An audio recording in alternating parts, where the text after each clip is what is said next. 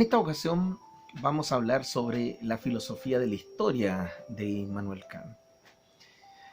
A través de un pequeño libro, Kant nos va relatando estos principios que van formando el concepto de la historia. Kant no es el primero, pero va a ser uno de los más geniales desde el punto de vista de la ilustración, que va a pensar la historia desde el pensar filosófico. Ya no es simplemente la narración de hechos, sino que más bien cómo nosotros debemos pensar el desarrollo de la humanidad. Y ese desarrollo de la humanidad es lo que él va a llamar la historia. La historia no es la historia de cada uno de los eventos particulares, sino la totalidad de estos eventos. Kant tiene claro que entonces la historia no es sino la elevación del espíritu. ¿Qué es el espíritu? Acá por favor no entendamos el espíritu en un término de animismo, algo como fuera de la naturaleza humana. El espíritu no es sino la misma razón humana, y es como esta razón se va desplegando y se va separando de algún modo de su naturaleza más irracional, más apegada a los deseos.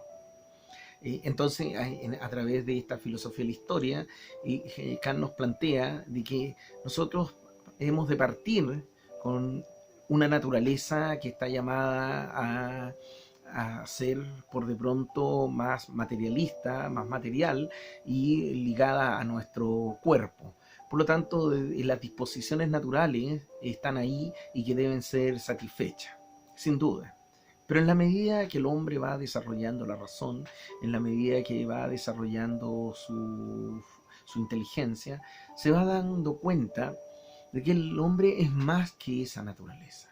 Ahora, no significa que el hombre la va a eliminar, ni mucho menos. Es por lo menos impensable desde ese punto de vista, y podría ser hasta bastante ingenuo pensarlo así. Se trata de que la naturaleza humana, desde el punto de vista biológico, debe ser superada en el sentido de controlada.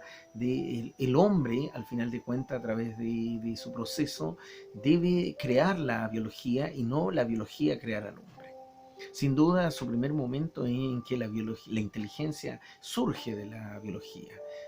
No podemos negar de que los procesos mentales están tremendamente ligados a los procesos cerebrales, a los procesos neurológicos.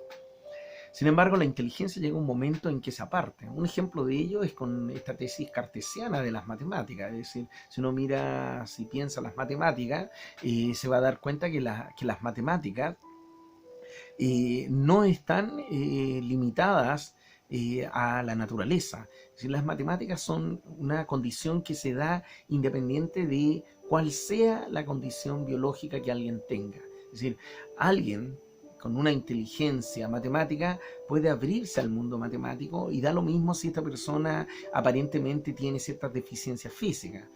Nos hemos percatado, y en este desarrollo de lo humano, en que hay personas que incluso podríamos haber pensado que no tenían la capacidad para alcanzar estos desarrollos intelectuales tan grandes, y sin embargo lo hacen.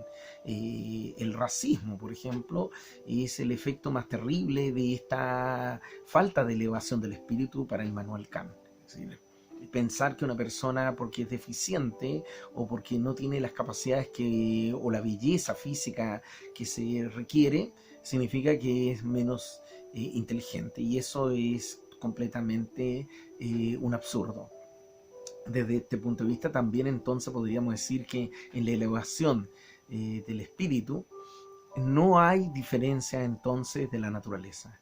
Luego, el gran desarrollo del Estado debe ser por sobre estas diferencias. Si no puede haber un Estado, como hoy día todavía existen estados que siguen siendo racistas, siguen siendo xenofóbicos, homofóbicos, feministas, qué sé yo, machistas, y todos los istas que pueden haber.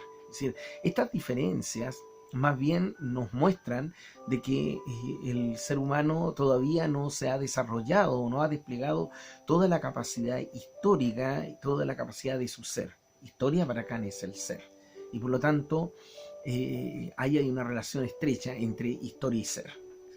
En la medida en que la historia se desarrolla, el ser también se despliega. Por lo tanto, hay que tener cuidado. Acá no estamos hablando de la historia en términos de lo que llamaría Ortega y Gasset la historiografía. No se trata acá de una historia donde vamos contando los diferentes hechos y que va avanzando una especie de acontecer humano a partir de nuevas tecnologías, nuevos avances, a lo mejor por de pronto artísticos, científicos. No es solamente eso, sino que el avance técnico, el avance científico, el avance artístico, el avance literario es el despliegue del ser. Y por lo tanto, la historia consiste en ampliar este ser. Entonces, ¿cuál es el fin de la historia? Kant aquí es tremendamente genial desde mi punto de vista, es que la historia debe terminar siendo filosofía. ¿Sí?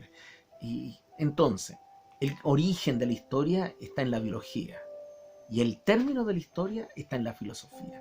Entonces, entre la biología y la filosofía va a pasar mucho tiempo, es decir, va a pasar muchas cosas. Por lo tanto, va a haber una biología que se hace ciencia, y hoy día tenemos la ciencia, y la ciencia también debe ser superada.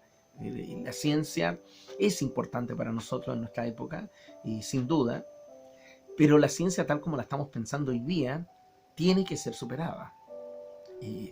Y debe ser superada porque todavía la ciencia está amarrada, por lo menos esta ciencia, a las disposiciones naturales, y se piensa solamente que la ciencia es para estas disposiciones. Es como aquel científico, aquel físico que piensa que es solamente física, aquello que puede ser experimental y aquello que puede comprobarse. ¿Qué pasa con todas estas teorías físicas? Que tal vez no vamos a tener las herramientas suficientes para poder comprobar esos hechos. ¿Es acaso ciencia ficción? ¿Es acaso, y esa ciencia ficción algunos físicos le llaman física teórica? Es decir, los físicos teóricos, creo yo que desde el punto de vista, sin desmerecer al físico aplicado, el físico teórico es un filósofo. Y por lo tanto ese es el desarrollo histórico de la física. Es decir, la física parte con la observación. La física siguió con el desarrollo entonces de la experimentación y con ella desarrolla las grandes teorías para volver sobre la experimentación y sobre la observación y sobre los hechos. Pero en algún momento la física se elevó y se eleva a los procesos más extraordinarios del pensamiento humano. La imaginación, por ejemplo. No nos podríamos imaginar un Albert Einstein simplemente con matemática o con pura observación. Hay un tremendo camino de la imaginación. Hay que ser tremendamente imaginativo para pensar de que todo el universo es geométrico, que el universo definitivamente tiene una especie de teoría de la relatividad. Y aquello no deja de ser, sin duda, un desarrollo del despliegue del ser. Por lo tanto, van a seguir apareciendo más Einstein. Es decir, en su momento hubo otro Einstein llamado Newton, hubo otro Einstein llamado Galileo, hubo otro Einstein llamado Aristóteles. Por lo tanto, Einstein van a seguir apareciendo. Y van a ir apareciendo en la medida que este desarrollo se va amplificando. Eso es justamente la historia. La historia entonces deja de ser para Kant solamente la descripción de ciertos elementos en que está aconteciendo el hombre, sino que es el acontecer mismo del hombre. Un poco lo que va a sostener en Nietzsche con el acaecimiento del ser. Este gran evento que llama también Heidegger del ser no es sino filosofía de la historia. Y esto es lo que nos está mostrando Kant. Ahora, desde el punto de vista político, para llevarlo un poquito más restringido y bajar un poco el tema, Kant está pensando de que si la humanidad es una sola y va desarrollando su ser, va desarrollando sus despliegues, va desarrollando su inteligencia, va desarrollando su racionalidad, va a llegar un momento en que esta diversidad de estados se van a convertir en un solo estado. Pero este único estado no es como el Imperio Romano, donde uno de los estados domina sobre los otros, ni mucho menos, ni un estado religioso va a obligar a todos los demás estados religiosos a tener que reducirse o va a tener que pactar con esos estados. No. Estado acá para Kant es el máximo desarrollo del ser. Va a llegar un momento en que la humanidad va a tener un sistema político tal que la democracia va a ser simplemente algo pasajero y tal vez necesario hoy día, pero en algún momento ella va a tener que ser superada, pero no superada por una suerte de nueva tiranía, de una nueva despotismo, de una nueva monarquía o de una nueva aristocracia. Por lo menos no es ese el pensamiento kantiano, porque eso significaría involucionar desde el punto de vista político. Es de algún modo este concepto que Nietzsche nos plantea, que llega un momento en que ya no podemos pensar aquello que nos está sosteniendo este autor, que termina siendo poesía. Sin duda, Nietzsche tiene sus reparaciones y sus críticas contra Kant, pero ese es para otro tema y es desde otro punto de vista. Tal vez, y aquí me voy a ser responsable. La crítica que hace Nietzsche sobre Kant no es sobre Kant mismo, sino sobre el kantianismo. Y ahí es donde siempre ha venido problemas dentro de la filosofía. No son los grandes autores tal vez donde se han planteado las ideas más cerradas, sino son las escuelas, aquellos que siguen. No es Tomás de Aquino, sino los tomistas. No es Hegel, sino los hegelianos. No es Marx, sino los marxistas. No es Cristo, sino los cristianos. Es decir, no es Hegel, no es Kant, no es Marx, no es Cristo el que han cometido el error en su propuesta, sino más bien aquellos que han intentado interpretarlo. Lo mismo nos puede pasar con Immanuel Kant. El peligro es pensar de que el desarrollo último de esta teoría de la historia es que se transforme en el gran Estado.